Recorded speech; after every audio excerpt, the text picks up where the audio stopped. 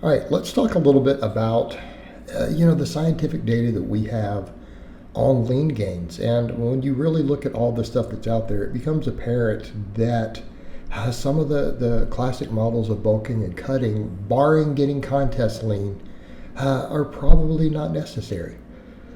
People really do not need to gain body fat to gain appreciable amounts of muscle or to even get close to their potential. Again, I want to be clear here, though. I am not talking about contest rip, but generally speaking, both recomposition and lean gains are possible. And some of the stuff, when you look at more recent studies, are basically finding that aggressive bulks do not cause more muscle growth. Okay. In other words, yes, a calorie surplus is absolutely useful for muscle growth. It's absolutely useful, but only a very small surplus is. In other words, people can gain so slow that the scale barely moves up. And I'm talking stuff like, I've told people, look, gaining a pound a month, perfectly reasonable. And I've had plenty of clients do it. So people say, well, that's so small, you almost can't calculate it. So what? It's as long as you are not gaining fat and you are gaining any muscle, do you care how slow it is? Right? Does it matter if occasionally you do have a month where it doesn't go up? Because if you're that tight on it, you're probably recompositioning a little bit. That's one thing to keep in mind. Again, I mean, the data is showing out there that even eating just a 3% calorie surplus causes just as much muscle growth as a 10%. Okay? Just as much muscle growth. The other is causing you to gain fat. But what people forget, well, they feel like they're bulking better if they're gaining faster because the fat gains itself contributes to leverage changes. So if you're bulking that hard, your lifts go up a little bit quicker.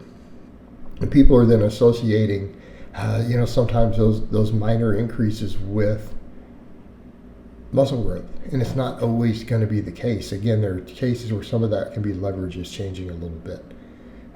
But it doesn't mean that you're necessarily causing tissue growth.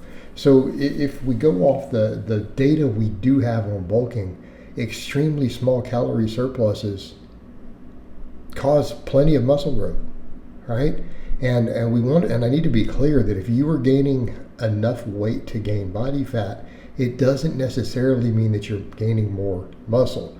What it actually can mean is that it's the only way to ensure that you're in a surplus, because some people say, well, when your surpluses are that small and you're gaining so slow, it's very hard to keep it a surplus. Okay, true. But again, we come over to, are you really losing anything by keeping it really tight and staying near maintenance? Okay. In the grand scheme of things, if you plot that out over the course of a year, and then you factor in cutting time, okay, you probably are not losing any gains over the course of the year. It's probably costing you nothing.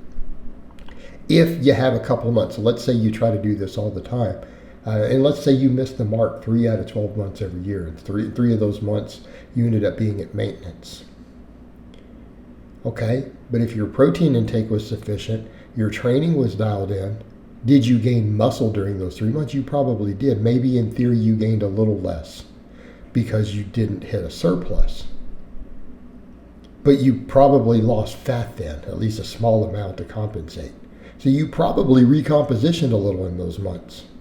So if you're doing this, you would see lean gains. Right? You would see lean gains. It is very possible when you're cutting it that close to where maybe only 2/3 of the months of the year you're actually in enough of a surplus to gain any body weight, and you accidentally underestimate it a little bit, you may end up being at a lower body composition percentage while being bigger at the end of the year. Has it cost you anything?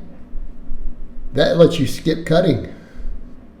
You didn't have to cut. You didn't have to come to work and just do a quick mini cut to trim someone's off. How about you don't have to cut at all if you do this then? You started at a body fat that you were reasonably happy with, and you made lean gains like this throughout the year. No downtime for cutting. No loss of gains due to cutting. You're in a pretty good place there. And again, this is supported by the evidence. And this is me saying this as someone who is historically said, yeah, bulking and cutting works great. It can. But I'm really questioning that and I'm questioning the fact that we have to do it. There seems to be no real loss if we just try to make lean gains all the time. Again, assuming you're willing to live with the scale barely moving, assuming you're willing to live with what feels like slower progress, then you're good. But then what about protein overfeeding? We have all those studies on fat loss with protein overfeeding. So essentially, if a person kept protein super high, did protein overfeeding, guys, when I say that, I'm talking like, 1.5 grams per pound of body weight or more and upwards, right? Over 3 grams per kilo of body weight. Those we almost always see fat loss animals with. We see recomposition. We have plenty of studies over decades showing in a lot of athletes recomposition is possible. So what I'm getting at is this may not be necessary. We may be able to just make lean gains and you can keep your abs year round. Again, if you're willing to track food more closely, you're willing to keep protein extremely high, and the end result won't be less gains. That is very much the point that I'm trying to make. It's not costing you anything. All it's doing is letting you stay much leaner, to have good body composition all the time, at the expense of you've got to track stuff closer, you're going to have to eat a lot more protein. You're going to have to use all these methods to keep everything in tighter, but it's not costing you any muscle growth. That's what we need to be clear of. Again, a lot of times guys are bulking a little harder because it's the only way to ensure they're in a surplus. But it's also not necessary for you to have a heavy surplus to gain. You could literally be in a lean gains most of the year in a few months where you accidentally fall short and you end up losing a little body fat in those months while still making minor, tiny amounts of progress. I'm not seeing a downside here, other than the scale is going to go up very, very slowly. But if you're a drug-free lifter, it's going to go up slowly. We're going to be doing this over extended periods of time, and we're playing the long game on top of it anyways. So what? As long as you make the gains, as long as you make them consistently, there is no loss here.